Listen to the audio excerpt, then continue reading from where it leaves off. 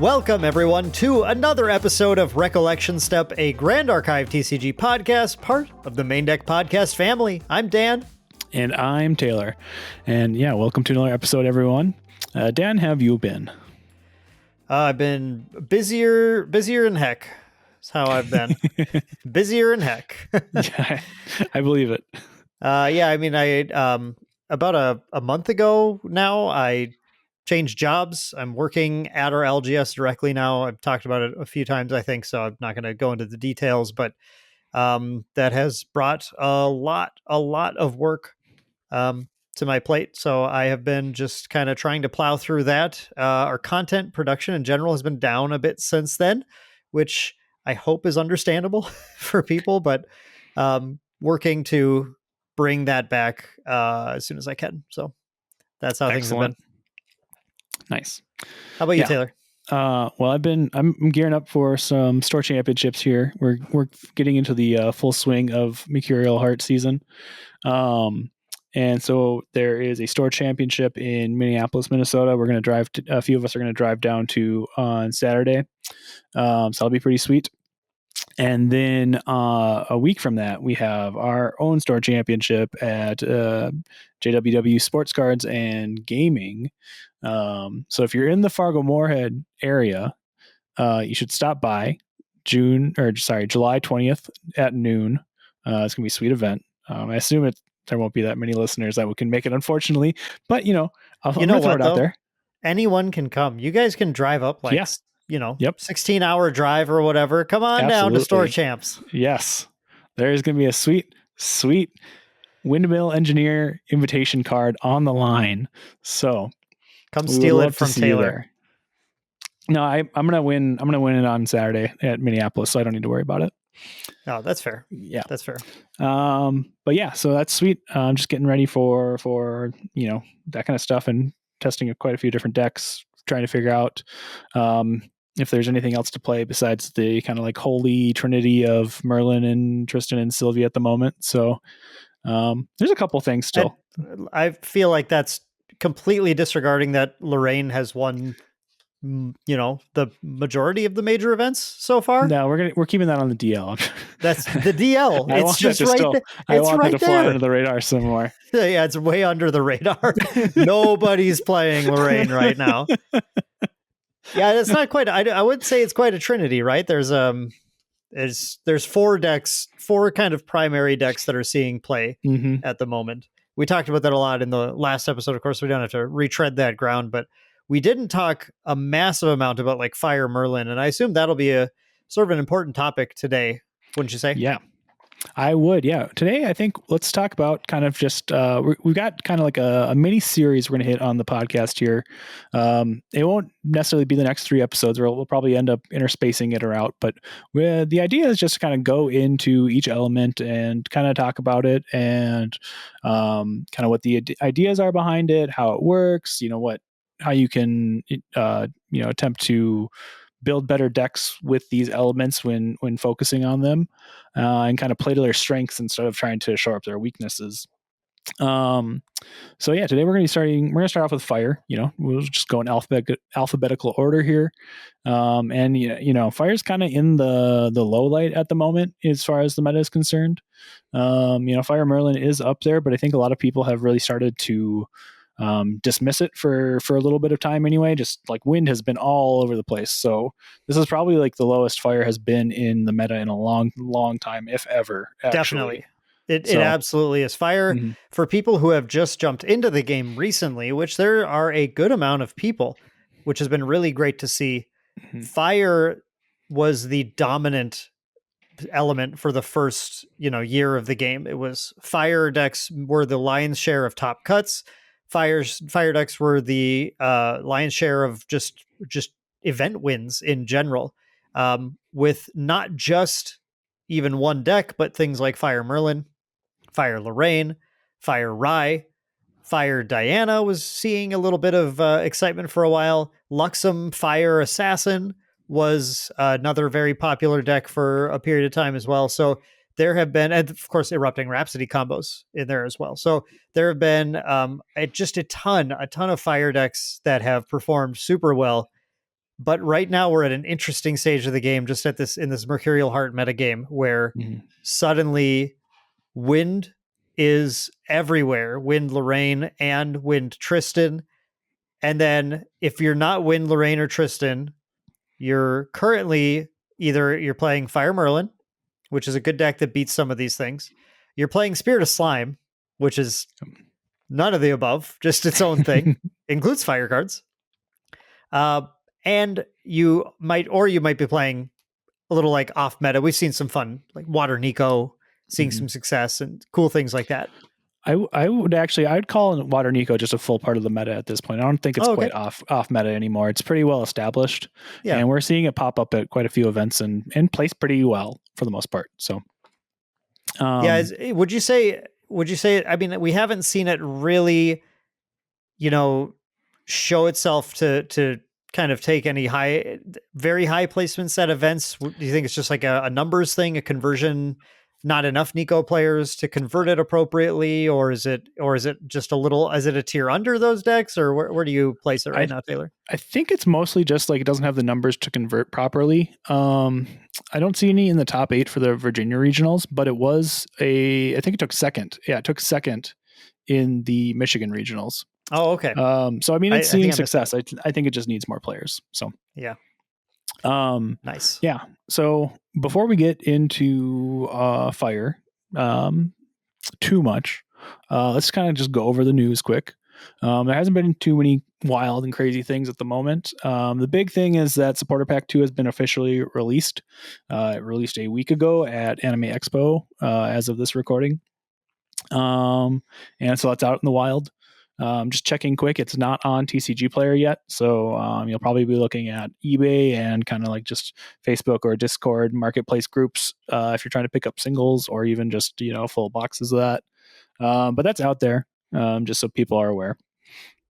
And yeah, same thing as earlier. We're in Mercurial Heart season fully now. There's been quite a few regionals. Star Championships are popping up, so just keep an eye out on that. If there's events near you can get to. And hit those. And honestly, I think it's kind of, there hasn't been a ton of news otherwise than that. So we have something that just was announced. Was it today? It's been a long day for me. Oh, actually, yes. Okay, you got it. Go for it. We saw the first peak of Vera, the new prize spirit from Ascent Chicago. Is that what you're talking about? No, we did. That's true. That wasn't the part of the Ascent Chicago news I was going to bring up, but that's true as well. We're getting to it. Don't worry. Okay. This part's really cool. Actually, I shouldn't say it is 100% Vera. That's what I'm assuming, just based on the art of the photo. But we don't actually have a caption, and we haven't seen an official update yet. But it looks very like spirity, so I'm assuming that's just the Vera art. But yeah, also they announced a prize pool increase for Ascent Chicago. The full pool has increased from $10,000 to $15,000, which is sweet. And then also tournament capacity has increased as well, from 256 to 400 tickets. So we're well past the original 256 cap at this point. I think I think we've been well into the 300s for a while. But yeah, so the new cap is 400. So, if you're on the fence trying to figure out if you should go or not, snag a ticket and go meet us there or meet me there anyway. Meet Taylor there and have a good time. There's plenty of room now again.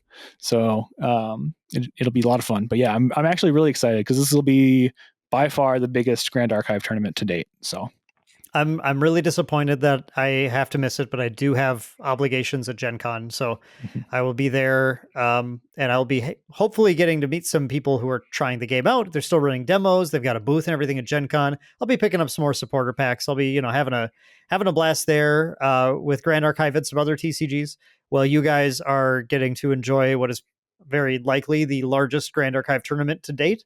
And for anyone who was looking forward. I keep hearing from people who are like looking forward to meeting me at an event or something. I'm going to be at Ascent Singapore this year. So for sure going to be there.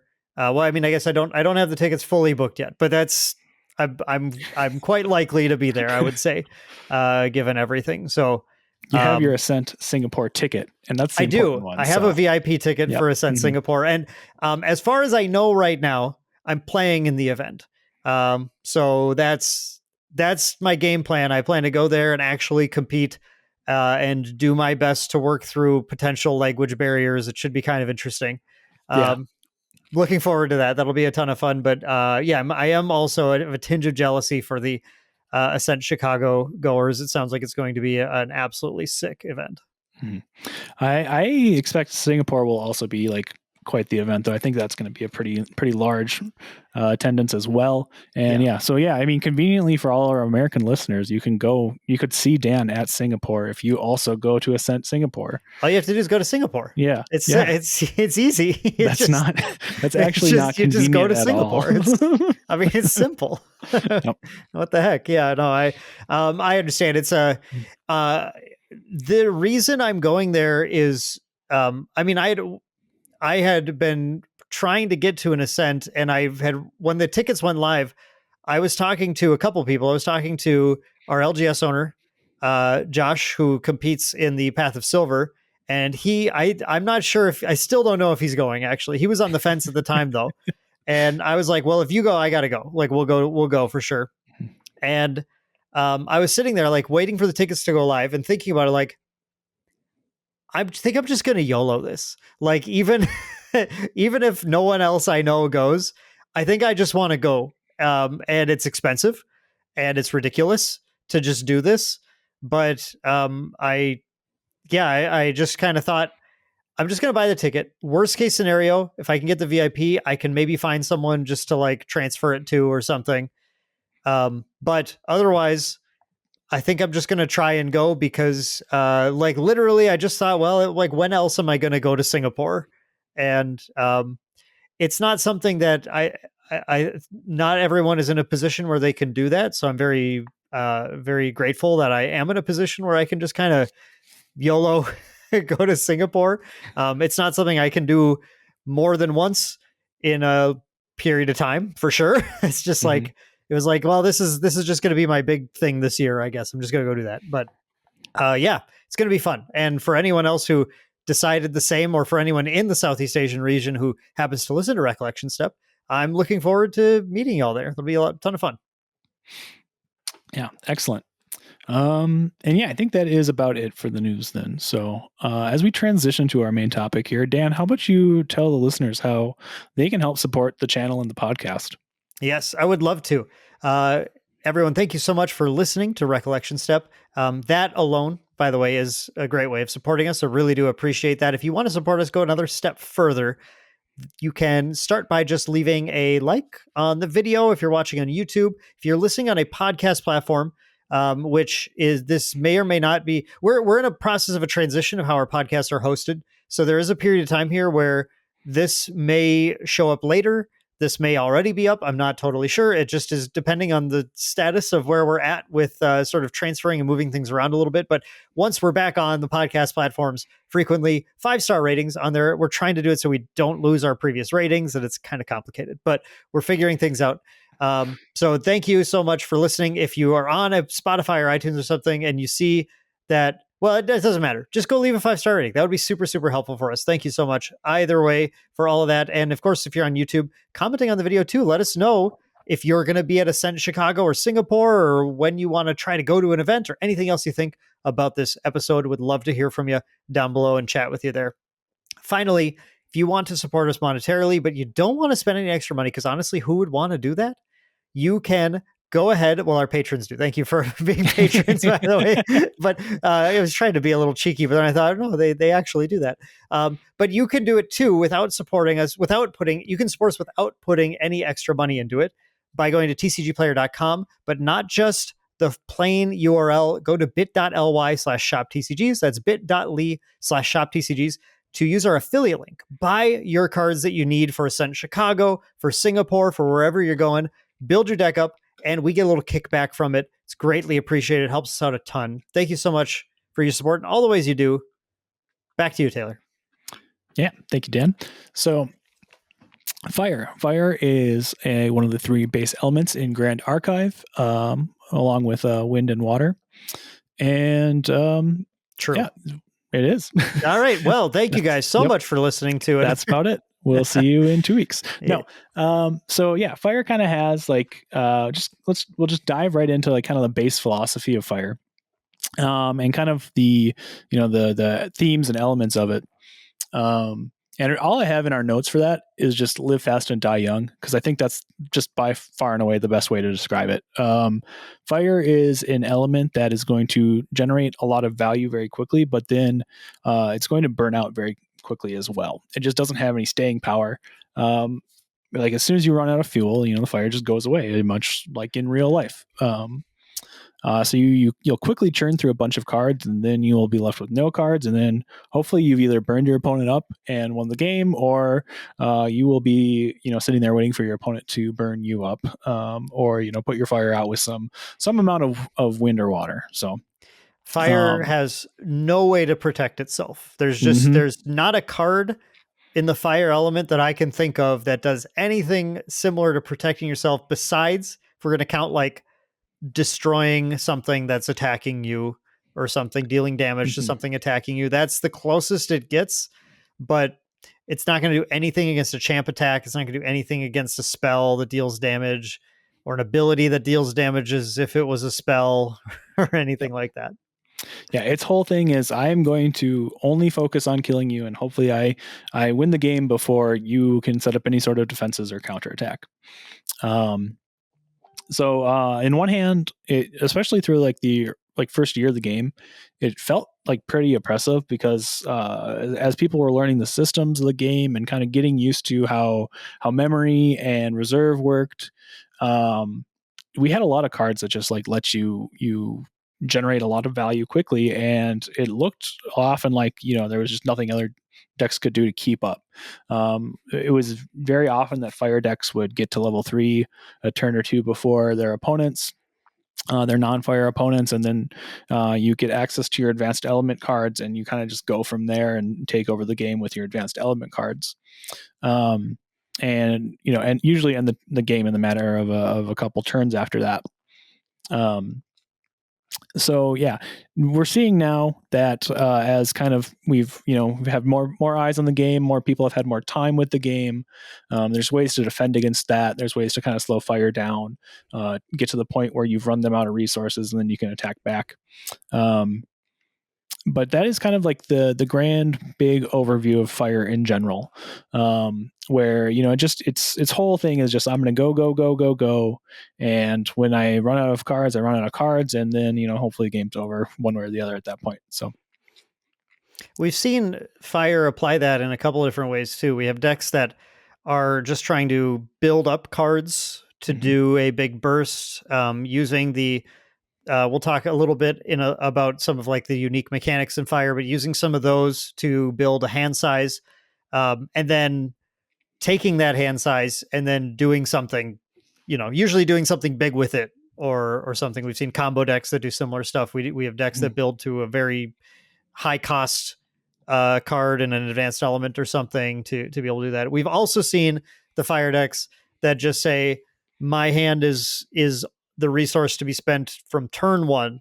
I need to equate card to damage and make the damage equal life total, and that's how I win the game. So it kind of can do it both ways, which is cool. I think that's kind of interesting, because I think we see a lot of decks, a lot of games where you see the whatever like red or fire element or attribute in the game tends to be really focused only on the latter, only on going, well, card equals damage, dump card, deal damage. And I appreciate that in Grand Archive. I think the big thing about when we're talking about these elements, we have you always have the ability to mix your element with something else. We have norm element stuff too, which can be really critical, can be really important for your game plan. It can also give you access to some abilities you don't normally have. For example, a fire deck can play a card that prevents a small amount of damage in norm or something, to be able to have a little bit of defense, or a big amount of damage. Actually, we've seen both. But also you have an advanced element, and that advanced element can be like the payoff for playing the build up style of fire as well. So it's just nice that we have both, but we still kind of feel like we have a sort of an identity that carries across both of them. Mm-hmm. Yeah, no, I appreciate that quite a bit. I like that fire is the aggressive element. I like that there's that consistency kind of throughout just games in general. But also, I mean, it just makes sense, right? Like it's a very like fire in terms of like what fire is in the real world is very kind of like difficult to control substance, for lack of a better word. Like you just can't, you know, you can start a fire, but can't necessarily like, you know, direct it very well, or you know, tell it what to do, or really manage it without like either just like letting it go wild without bound, or you know, putting it out, which is kind of what we see in Grand Archive as well. And yeah, like you said, I really appreciate that it has this kind of like has a lot of these mechanics where you can build up hand size and influence very quickly and use that to either turn that into some sort of combo win, or use that to go to your level 3 and unlock your advanced element. Because it just lets you kind of like, it lets you play a different game than just going like straight, all I want to do is like attack you with my cool allies, or you know, throw some actions at you for some amount of damage. Like no, I can play this game where I go to like, you know, Merlin, and I play Incarnate Majesty, and now all of a sudden like I've kind of got this weird control deck with my fire element. Or like Diana gets to do cool Umbra things, like you get to pull out a Shadow's Twin, and you can still play Carter, you can play Umbra Sight even to draw some cards up again. So like, just because you're playing fire doesn't mean you are only going to be super hyper aggressive as far as, you know, attacking. You're aggressively going to try and take control of the game through your advanced element as well. And we'll get into this a little bit more, but even like Rye doesn't, you know, Rye uses like minimal fire cards, even though like Fire Rye is the kind of like de facto way to build Rye. And he doesn't even use like most of the fire cards kind of for like what they do. It's strictly to get to level 3. So that's kind of cool.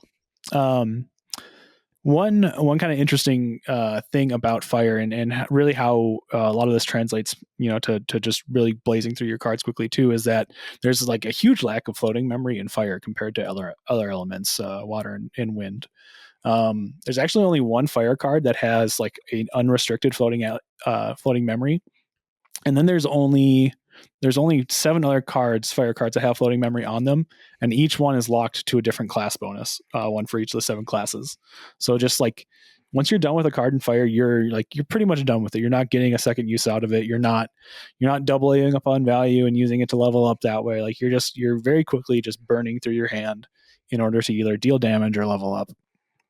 So to me, that's kind of like really the defining feature of fire, is just like how completely kind of it eschews some of these systems in the game just to like kind of be aggressive, either through attacking or through, you know, trying to get to your level 3. Yeah. Then the floating memory stuff too, like it's intentionally very limited, because fire as a part of that identity of kind of, you know, I like how you brought up a fire getting out of control basically and just building like that. I think that's flavor that's missing in a lot of games for exactly how fire works. It's so focused on the fire burning and going out, and not focused on the wildfire, the fire that just starts in a building and goes crazy and takes out a neighborhood or something. And that is very much like the fire grows. Fire just needs access to 2 particular components, and then it just goes. And I think that's really represented in the game by a lot of cards that are about, you know, accumulating value, sometimes at a cost. And that cost often is like discarding a card from your hand in order to draw more. It's taking that's an identity taken, you know, used in fire elements and other games as well, because it's very much a, you know, it's again, this you have to put in the element to fire, and then it burns up, and then it creates the fire. So it's the idea of you're losing something to then gain. And when that cost is discarding a card, floating memory becomes inherently very strong, because a card discarded that has floating memory is actually, if that floating memory is used, is not a card lost, because you were otherwise going to lose a card from your hand, but instead you got to lose a card that didn't exist in your hand anymore. So it's that is where they intentionally restrict the floating memory, just to make sure that they can kind of rein in the power of fire. And here's an interesting maybe speculation from you, Taylor. Do you think it's going to remain that restricted, or are we going to open up to more fire floating memory cards over time? I think it will be that restricted. I would be surprised if we saw more than like 3 new fire cards with floating memory on them in the next set, Mortal Ambition. I just like it's such a dangerous thing to give, because I mean, the defining card, if we're talking about fire, the defining card of fire, I think, is Creative Shock, right? Yeah. It does like pretty much everything the element wants to do. So Creative Shock is a fast action for 3. You draw 2 cards and then you discard 1 card. And then if you are a mage with the mage class bonuses, you get to, if you discard a fire card, you get to choose a unit and deal 2 damage to it. So I mean, that is literally everything fire wants to do in like one succinct, beautiful package. It wants to kind of generate some card velocity really quickly by the draw discard. So you get to filter your hand a bit and find your good cards faster than other elements.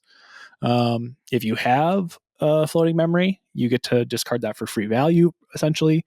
Creative Shock now, instead of like kind of staying influence neutral, is now what we call a +1, where you've generated value by discarding floating memory. So now you've got an extra card to use as you're paying for memory costs. And then if you're a mage, you also get to do some damage. So like it's everything the element wants to do. And the more fire floating memory you introduce, the more powerful that card becomes, like just significantly more powerful, because there's so many fire cards too that just play off of how many fire cards you have in your deck. And I think that's something we're going to see in elements regardless. It's just going to be kind of like how you play with those quantities. Like there's starting with really with Alchemical Revolution and also Mercurial Heart, there's been a lot of wind and water cards that also care about how many of those elements you're playing in your deck versus just like having a few of them. So I think the more fire floating out memory that's introduced into the game, the better those cards that are already really strong with all those fire cards become. So that's why I think we'll see less of those. Cards like Fiery Momentum and Rending Flames just become so much stronger when you can discard fire floating memory, because now you have even more flexibility into how you decide to use that discarded floating memory. Are you going to use it for memory cost? Are you going to use it to kind of keep your Fiery Momentum a really large attack? Are you going to use it to fuel Rending Flames? And we'll get into those cards later on in the podcast too, because those are some really definitive fire cards as well. But yeah, that's why I think we won't see much more fire floating memory. Like it's going to be very, very limited. So it's an interesting thing to just discuss, because we're at this stage right now in Grand Archive where Weebs the Shore has not made a definitive statement about any particular like rotation or anything that could come to the game. For people who are newer to card games, a number of card games use a process called rotation, which is a process of basically managing the power level of the game and sets, and also the accessibility of the game and sets by over a period of time making older sets illegal to play in a particular format of the game. Usually the one that they push the most in tournament scenes, just because that's where you need the game to be accessible. They'll effectively ban entire sets, older sets, as they release newer ones, keeping the pool of cards to be somewhat not consistent. It'll shift in and out a little bit, but within a range of a number of cards available. It's something, we're not going to get deep into this here, but it's something that a lot of people have strong opinions about, one way or the other. I totally understand, where people come from a lot of the time. But this is an interesting just thing to think about, because if they're not going to print, if they're going to keep printing fire floating memory cards like Creative Shock become stronger and stronger and stronger and stronger as the game goes on because it becomes easier and easier. At some point, they're either going to print terrible floating memory cards and you don't want to use them, and this what was even the point of printing them, or they're going to print cards that are playable with floating memory and you're just going to get to add them to your deck, and you're going to have an increasing number of these things, increasing consistency of fire. People thought in set one, I mean year one, if they thought fire was too good, then just wait until there's 36 floating memory cards in fire. Well, I mean, your consistency's off the charts at that point for getting those crazy starts. So if they were to rotate out floating memory cards as they go, then they can keep printing new ones, keep printing interesting ones, keep adjusting which class bonuses are a little stronger or weaker to as they adapt to how they kind of want the metagame to shift around. It allows them to keep printing cards like that without creating any sort of overwhelming power imbalances in the game, or just power creeping the hell out of everything, which is something that we would prefer to avoid as well if possible. So, but just interesting. I always feel like this is, of all the parts of Grand Archive, this is the one where I think it makes the strongest case for a potential rotation to come to the game, because this is the one where everyone knows, oh yeah, no, that would be kind of bad if that were to happen. Yep. Yeah, I think if we were to see more fire floating memory, I think too you'd see a lot of cards that are closer to Lava Heated Brew, which is it's a two cost fire cleric card that lets you, I think you draw and then discard, but you only draw one and discard one. So that way you need to have a floating memory card in order to make it like influence neutral, instead of Creative Shock where it's just influence neutral on its own. So we might see, if we see an uptick in floating memory, we might see an uptick in cards like that as well, instead of like seeing your kind of Creative Shock, let me draw two, discard one. Or I'm not sure if there's really any other fire cards that let you do that at the moment, but there's like things like Hasty Messenger are still really powerful, right? Which is like a 2-cost fire unit that on attack you draw or you discard one to draw one. So like as long as you discard one floating memory, all of a sudden it's like really, really good. And even on its own, it's fine just to filter through your deck. So there are a few units that are getting effects that are filtering cards, drawing and discarding cards, looting, whatever you want to call it. But those are starting to get more class bonused. I think really, which I think is the right call. Grand Archive had the same set one thing that happens in just about every card game, which is not it's not a flaw. It's not even it's not even a thing that should be actively avoided when designing a card game, though I think there are probably some content creators or other people who might make a stink about it. But a set one is a small set of cards. As big as you want to make it, it's a small set of cards compared to what your game is going to grow into.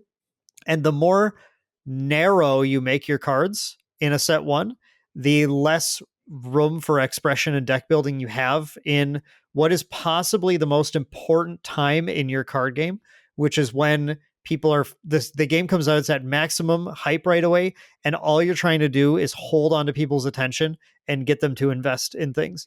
And I think one of the worst things you can do when you're releasing a card game is create a game that's so narrow that people see set one, they immediately figure the decks out. They immediately feel like, well, that's obviously the good deck. That's it. And then they lose interest in exploring the game further. So cards like Hasty Messenger and Creative Shock, I think, and this might be a hot take, which is appropriate for the fire episode, but I think those weren't mistakes. I think those were, and I think some people would say they are, but I think those weren't mistakes. Those are very intentional, open, powerful cards that just allowed fire to have these different identities from the start. And then as the pool grows, you can start to introduce cards that are a little more narrow and focused, but that's because there's now enough cards where everyone's kind of got what they can work with. And if at some point you introduce a rotation, then you can start to rotate out those cards that are now maybe a little too ubiquitous for their power. And then you increase variety of decks as well when you do that. Mm-hmm. Yeah, I mean, the amount of calls for a Creative Shock ban in the first year of the game were incredible. Like it was just it was wild how many people were calling for it. And that's not to say it's not a powerful card, because it's the best. It's the best fire card. Yeah, easy. It's the best fire card. Yep. Mm-hmm. Not arguing that. I've never argued that. Yes, exactly. So yeah, I mean, like it's not like they're wrong to call for this ban, but it was just as an example to show how contentious and powerful the card is. But yeah, like you said, like you can't really make it any more narrow. Otherwise, instead of like being able to build a bunch of fire decks that are enabled by Creative Shock, you now are only building like Mage fire decks or Warrior fire decks through it, or whatever it's linked to. So I mean, the funny thing is it has a class bonus too. Yeah, exactly. But the class bonus is on the part that you don't care if you don't get it. Doesn't matter. Yeah. Yep. It's not. Yeah, that's just like the bonus part. That's the gravy. Who cares? That one is actually a bonus. Where some class bonuses are class like playable. You know, if you don't have your class, just don't even slot it in. This is if you get the 2 damage, that's cool, but otherwise doesn't matter. It's still good. Yep. Anyway, though, I think we could probably do like 2 or 3 podcast episodes just on Creative Shock. So, you know what? We could call it the Creative Shock Podcast. You might be stepping on some toes if you do that. Yeah, no, I'm just kidding. Much love to our friends in Australia who do that. Yeah. But yeah, I mean, so other ways that fire can kind of accumulate a lot of this value too, just kind of going into how it builds its hand up and its influence up. It's got cremation ritual as well, which is another excellent card. So that is a 3-cost fire action. As an additional cost to activate it, you have to sacrifice a unit, and then you just draw 2 cards. So again, this is one of the only cards in the game that has draw 2 cards on it. Like most cards are going to draw you 1 card at most, and those are still usually like fairly powerful cards. So just seeing draw 2 cards on this is pretty impressive. And then again, it kind of just goes through the whole like, hey, I'm burning through my resources. I have to sacrifice a unit in order to play this, but I'm going to get 2 new cards to play now. So now I've essentially lost 2 cards, but I've gained 2 cards. So I'm even again, and I'm probably going to do something with the stuff I'm putting in the graveyard. Or maybe like you're sacrificing like a unit with floating memory, again like a Stalwart Shieldmate or an Honorable Vanguard have been very common in the past. Or you're sacrificing a Library Witch, which is an ally that lets you draw a card on death as well. So now you've gained 3 cards for your cost of 2 cards.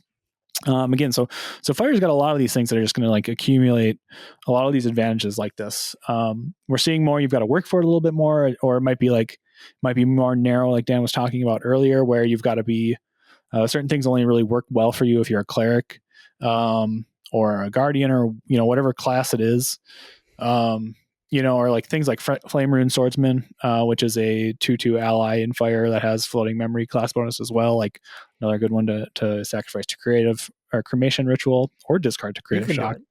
So a lot of these things are just going to help. These are what's helping you accumulate this influence. Usually decks are going to use these in order to get to like level 3 and unlock their advanced element, and still have like a playable amount of influence in their, available to them.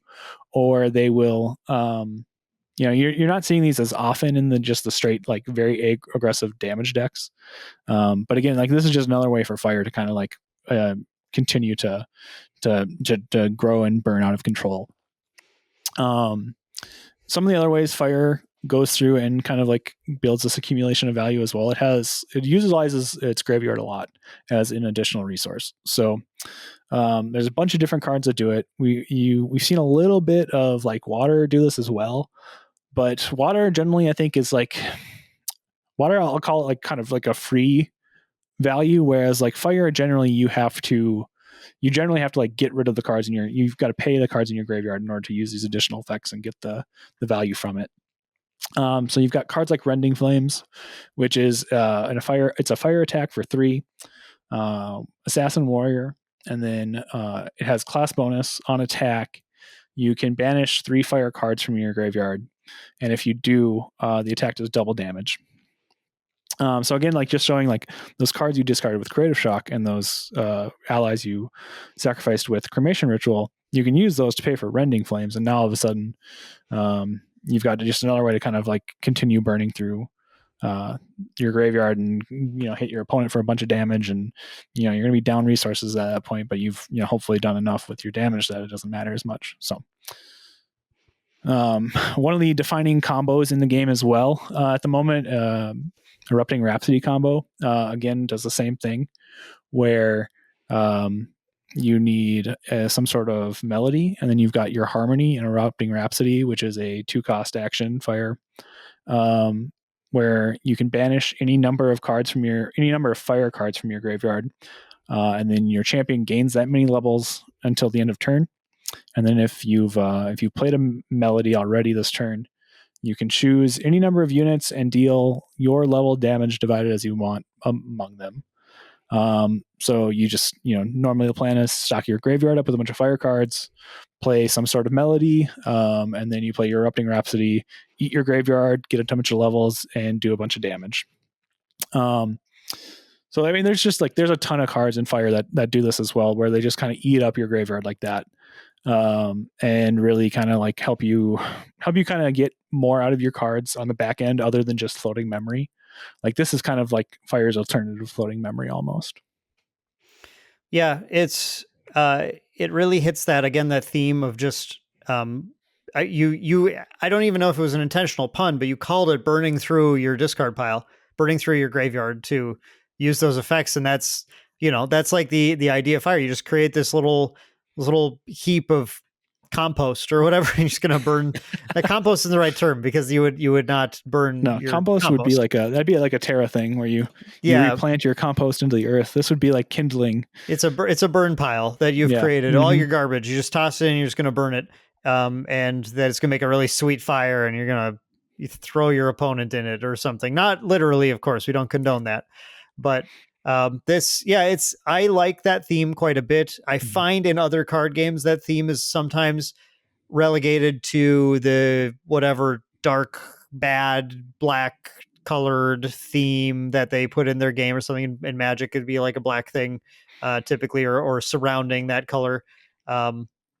And they put it in Fire, in red, but it feels really appropriate. It feels like it really works in here, and it gives it that identity. Because the cool thing about a Fire deck is that you can tell when your opponent is dead. They're like, you look at their hand, they've burned through their hand, they didn't kill you, and the graveyard's empty. At that point, you go, Fire's out. And then you can, you can take them up. But until then, they've got this kindling there, and you are not out of the woods. If they have 15 cards in their graveyard and 3 cards in hand, they still can kill you. It's gonna, it's gonna come out of nowhere until they spend it all. So, it's cool. It's a good theme, I think, and it has been so far very potent. But we're seeing now, as we mentioned at the beginning of the podcast, this newer metagame. More answers, more interaction, fewer, just less consistency in the Fire deck hitting, which is probably good and warranted, because for the first chunk of the game, with those wide open abilities to discard and these powerful combos and not the right interaction necessarily always available to deal with some of these threats, Fire certainly had its time in the sun. And now it's going to back off for a little bit, not be quite as played. And then it can just get adapted a little bit, molded, and found, they can find the right kind of theme for it going forward. Yep. Yeah, I'm enjoying where Fire's at quite a bit right now. I think it's in a, despite not being played at the moment as much, I think it's in a really good spot. I think it's kind of just waiting for somebody to be brave enough, or to get tired of Tristan and Sylvie enough to pick it back up again. So other than Fire Merlin, which Fire Merlin hasn't gone anywhere. Yeah. Absolutely. I mean, that's kind of like one of the Fire Merlin. Speaking of, that's just got kind of like pivoting from our accumulation discussion here, where Fire is burning out of control. It's accumulating this huge wealth of influence to kind of do whatever it wants with, whether that's like just attacking your opponent for a bunch or trying to level to 3 and still be in a good spot. It also just has a ton of cards that are just basically like stat checks, for lack of a better word. Like, you've got so many cards that are just like, I'm going to deal X amount of damage for Y amount of resources, and you just need to use enough of these, and that'll be enough to kill your opponent. And Fireball is kind of like the quintessential damage card of Fire, where it's a 4-cost fast fire action, with Mage class bonus. It costs 2 less, and then it deals damage plus, or level plus 1 damage to any unit. Um, so it's just very much kind of like the epitome of fire for a lot of this stuff, where um, Fire Merlin is obviously just gaining a ton of levels and ticking up again. Eventually that fireball is just going to be big enough to kill anybody. Like the fire will have grown out of control to the point where it cannot be contained anymore.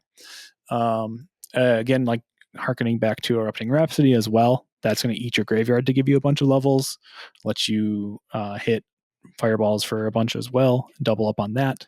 Or even talking about kind of like Arcane Rydex, where either he's going to get a bunch of levels through his level 3 effect that gives him +1 level for each arcane card in his banishment, arcane spell card in his banishment, or plays like a Power Overwhelming, which is an arcane card which lets you turn enlightened counters into levels for the turn. Like again, he's going to expend a bunch of those resources just to deal a ton of damage as well. So one of the kind of like just really identity defining cards of fire. And we see a lot of these. We see things like Blazing Throw as well, which lets you turn Regalia into, I think it's technically a weapon specifically. So one cost fire action unless you have to sacrifice a weapon to pay for it as well, and then it just deals 4 damage to any unit. So literally turning cards into damage. Has a lot of allies that they have high attack but low health. Things like Blitzmage, which is a 2-cost fire ally, but it's a 3/1. So it just comes down, attacks for 3 right away, probably doesn't live another turn. Essentially just, might as well just be an action card that says deal 3 damage to target unit, right? Like these are a lot of what fire is doing when it's trying to get aggressive and trying to finish the opponent off. Yeah. Cards like Blazing Throw, I know in particular, is a card that I think really pulls players in who are new to the game with the theme. I demoing the game, that's a card that actually I think is in the current like Lorraine demo decks as well. I've seen that card multiple times. People like read it after they figure out they get taught the basic rules, and they read the card and they go, "Oh, that is so cool! I can just throw the sword at them, and it does a bunch of damage." It's a card that fits with Fire's theme of sacrificing for value, and combos really nicely with a bunch of cards in the element as well, and then also just feels thematically appropriate and good to play. And we love stuff like that. We love those wins. One of my favorite, like kind of just like thematic plays you can make is you're playing Diana, you get a gun out, you shoot somebody with the gun, and now your bullet's back in the materialization or in your material deck, or maybe it was an incendiary shot and went to your graveyard. Doesn't matter. You have an empty gun now on your field that you just shot somebody with, and you're like, well, I'm gonna take this gun and throw it at somebody else and deal some damage. Throw the gun at you now. You didn't die from the bullet. I'll just throw the gun at you then. Exactly. You're like, I don't have time to reload. Here you go. It's by far one of my favorite thematic plays in the game. So love that. Love it.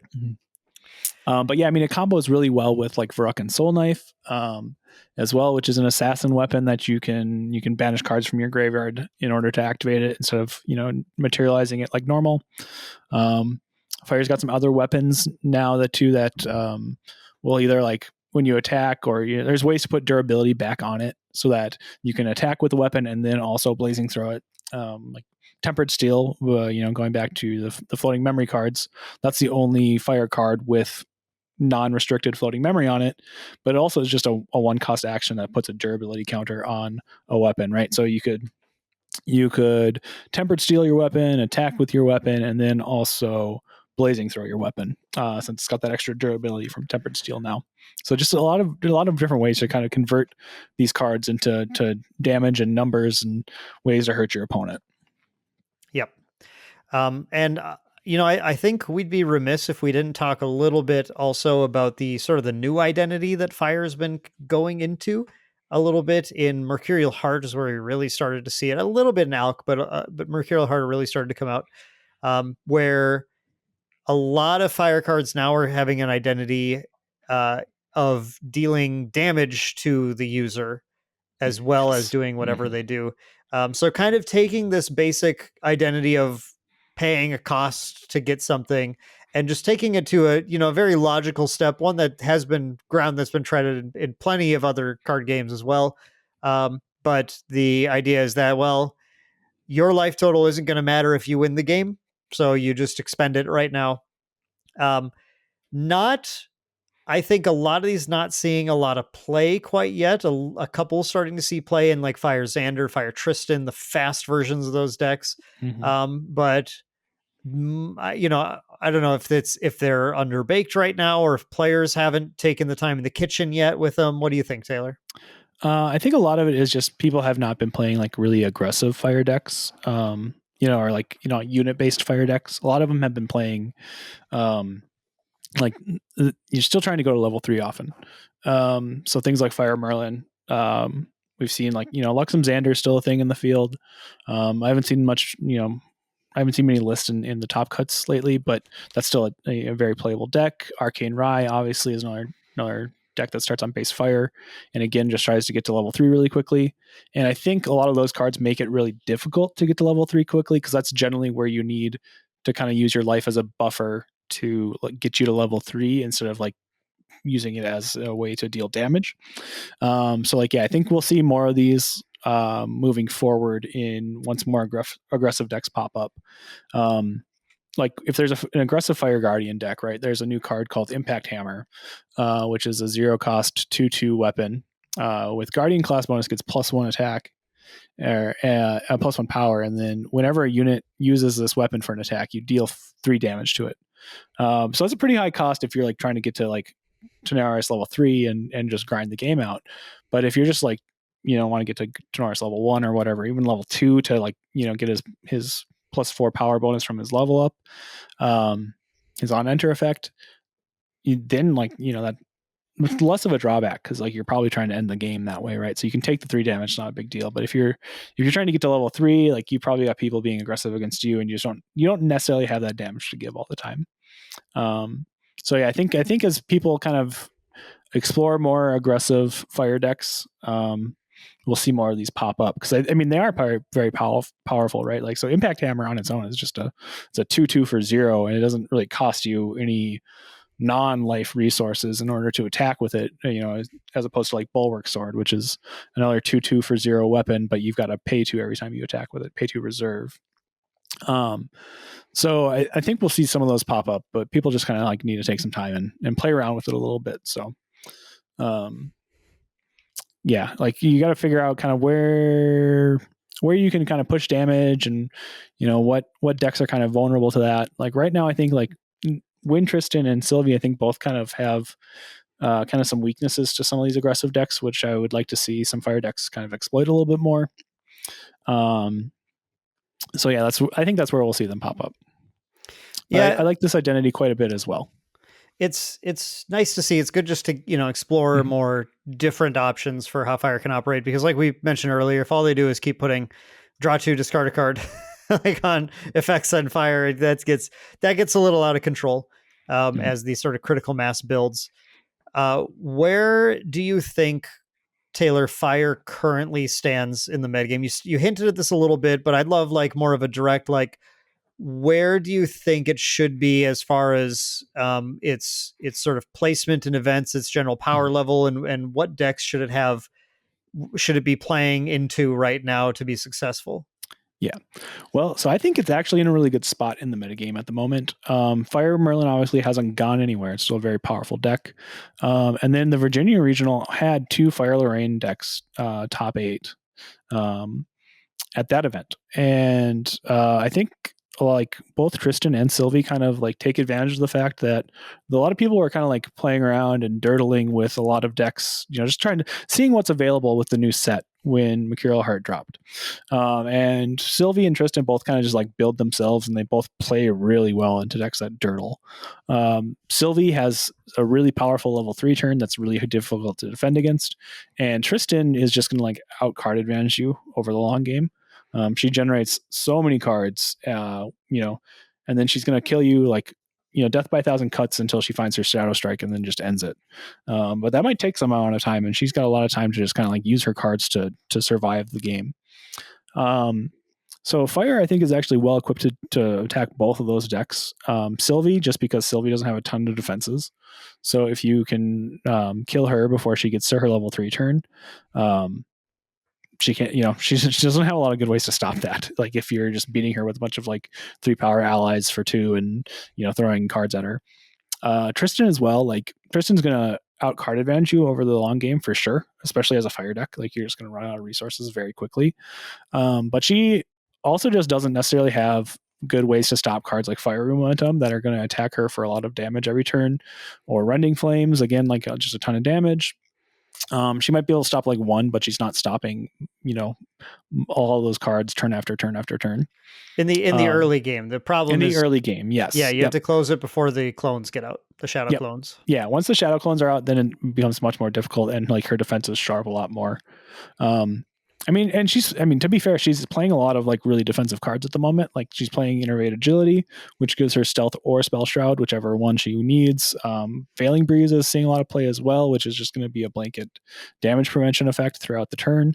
So like she's got resources as well, but that if she's using those damage prevention cards to stop what you're doing or stop the damage you're throwing at her, it means she's not really generating cards on her own, or she's not like using her cards to take care of your board or things like that. So it kind of continues to give you an opening. Like you just have to apply a bunch of pressure continuously, which is what Fire is really good at until Fire runs out of fuel and then it can't apply any more pressure. So as long as you have enough fuel, you'll break through eventually. So I think actually like aggressive fire decks play really well into both of those. Like as evidenced by the Fire Lorraines that have been popped up. We've seen some like Fire Tristan and Fire Xander decks mill around, top cuts as well. I don't think we've seen like a definitive list yet or anything like that from those, but like those are just really strong aggressive decks that are going to really do a lot of damage. Those decks, one of the big reasons why they don't always see a ton of play and kind of fell out of favor at the end of last season as well is just because like decks like Fire Merlin are pretty good at kind of like stymieing a lot of that aggression. They play cards like Resolute Stand, which gives each attacker -3 until end of turn when it's attacking a single target. It has Incarnate Majesty to have damage going at Merlin once you're at level 3. So it has a lot of tools to kind of like keep that like board clear and prevent some damage. So you don't necessarily see those aggressive decks too much in a very heavy Fire Merlin meta, but Fire Merlin's kind of taken a back seat, for a moment. Like she's not taking a back seat. Her numbers have just gone down. So that's kind of why we're seeing some of these aggressive decks start to pop up a little bit more now too. And aggressive decks also just play really well into dirtly decks too. Like people are still kind of like experimenting and playing around with stuff. So there's lots of room to just like, kill somebody with a large Erupting Rhapsody combo before they start to enact their plan. Yeah. That makes sense. I think Fire Merlin is potentially underplayed right now.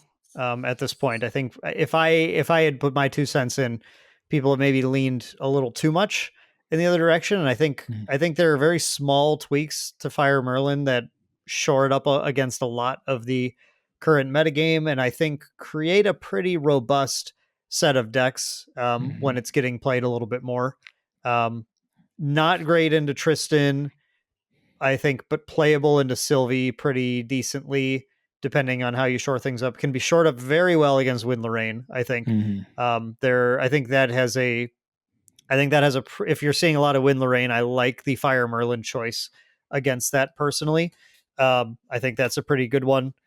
But then, isn't great if you're instead seeing a lot of the Wind Tristan instead, where Tristan's ability to sort of keep up with your card advantage late and steal your Crux cards. It's like you're always dreading the Shadow Reaver hit. Like, please don't take my good Crux things right now. That will not be well. It's a dangerous game you're playing there for sure. Because Tristan also uniquely happens to have a weapon that is activatable from the material deck, which pairs just way too beautifully with Ghost of Pendragon for it to be any good for you to see. So you don't want that to happen. But across the board, I think an experienced Fire Merlin player who, I think it's one of those decks too. It's good to know what you're playing into and how to play through things, because it is very much an interactive deck. But I think there are a lot of metas where that can certainly do some work. Yeah, and then kind of just diving into some other like fire decks too. We've touched on Fire Rye a little bit, Arcane Rye, which really is just kind of base like fire. Like it really only plays like creative shocks and like sometimes increasing dangers and sometimes cremation rituals, and that's kind of it for fire cards that it's playing. It's really just looking for a lot of that raw advantage. It's still, I think, a pretty like playable deck in the meta at the moment too. You just like shoot up to 3 and like get some fireballs off. It's like half a turn slow against some decks, but it's also just like more damage than a lot of decks can handle at the moment too. So definitely something to like look into. But again, kind of like he really leans into the like influence building that fire does. So if that's something that interests you more too, like Fire Rye is definitely something to look at here.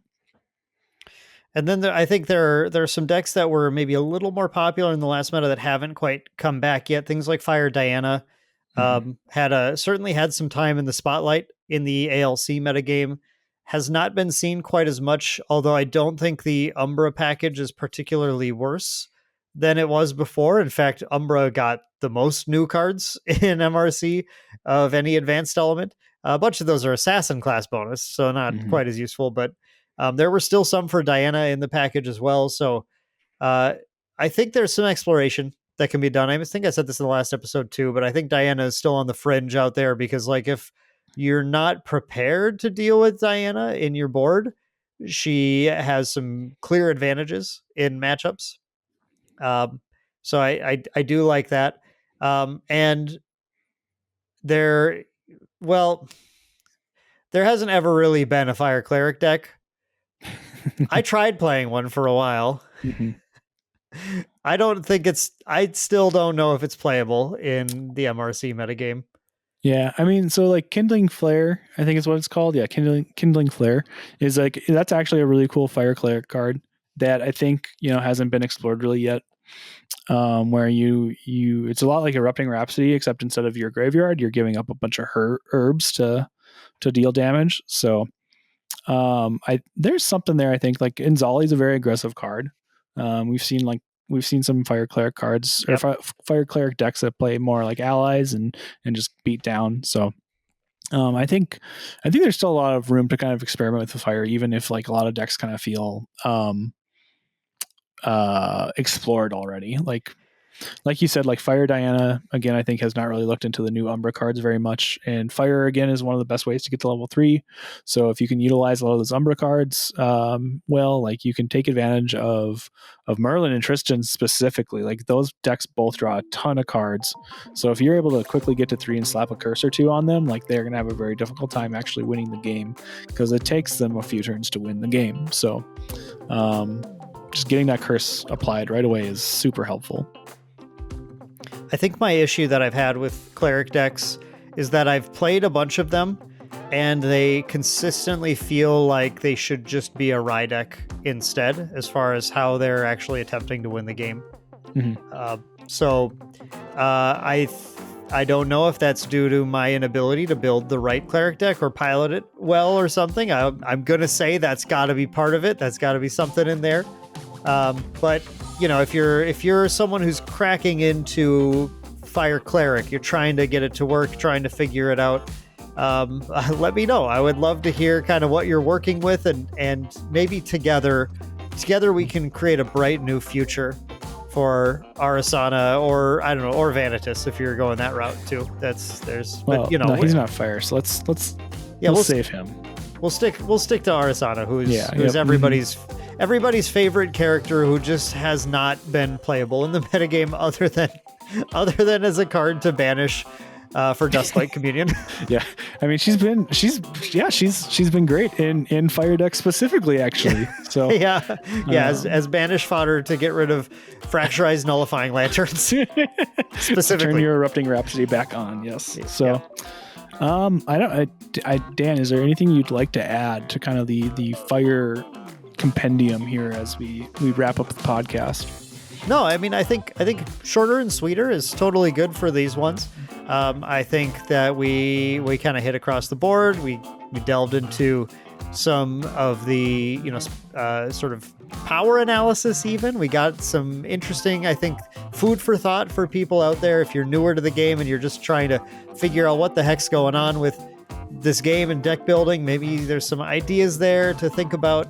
But I think at this point, we'll just let this fire smolder out a little bit and call it a day. Yeah, that sounds good. All right. Well, everybody, thank you for listening yet again. We'll be back in 2 weeks, and we might be talking about water at that point, or let's see, it'll be like the lead up to Chicago. So actually, we probably will just be talking about water, I think. And then that's what we got for you. So we'll see you in another 2 weeks. So thanks everybody for listening, and take it easy. Bye, everyone.